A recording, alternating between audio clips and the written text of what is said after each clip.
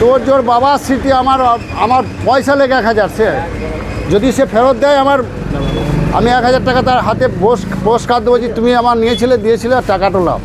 হারিয়ে যাওয়া তালা ফিরে পেতে থানায় হাজির হলেন দুই ব্যক্তি।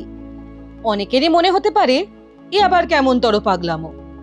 পাগলামোই বটে, তবে এ পাগলামো বাবার স্মৃতি আগলে রাখার সব রকম চেষ্টা করে যাওয়া দুই ছেলের।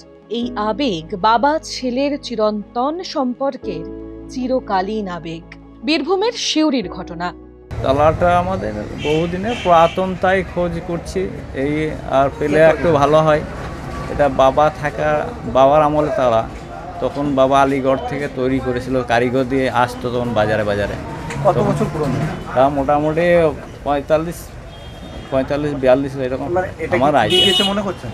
হ্যাঁ, এটা চুরি হয়েছে, কারণ এটা পুরো পিতল, তো লোভনীয়, কেউ হয়তো 50-100 বিনিময়ে দিয়ে দিবে, কিন্তু আমাদের কাছে এটা প্রচুর দাম। আমরা তখন প্রাইমারি পড়তাম না, আমার 59 বছর বয়স। এখন কি চাইছেন? আমি চাইছি তালাটা যাতে ফেরত পাই। পয়সা কেউ নিয়েও যদি বলে যে এদের নিয়ে গেছিলাম ভুল করে আমাকে মিষ্টি খেতে দে, তাতেও আমি রাজি আছি। থানায় গিয়েছিলেন? থানায় গিয়েছিলাম। সিউড়ি 3 বাজারে মোবাইল ফোন সহ অন্যান্য জিনিসের রিপেয়ারিং এর দোকান কুতুবুদ্দিন মৃধা, তাজ মৃধার। কুতুবুদ্দিন জানান, শনিবার রাতে দোকান বন্ধ করার জন্য 3টি তালা বার করে টেবিলের উপর রাখেন। দোকান থেকে বেরিয়ে দেখেন একটি তালা উধাও। 4:45 দোকান খুলি বাড়ি থেকে এসে দুপুরে? হ্যাঁ, 3টে তালা মারি ফাইনাল যখন বন্ধ করি তখন, কারণ একটাই লাগা ছিল মাঝে, যেটা 10 নম্বর তালা, সেটা খুলে ওই সামনে ওপরেই রেখেছি, তালা চাবি সমেত। তালার পিছনে চাবি লাগা ছিল, কিন্তু দেখা যাচ্ছে যখন লাগাতে গেলো চাবিটা ওইখানে পড়ে আছে, তালাটা নেই। তখনই বুঝতে পারলাম যে তালাটা খুঁজে পাচ্ছি না, দুটো তালা মেরে আমি বাড়ি চলে গেলাম।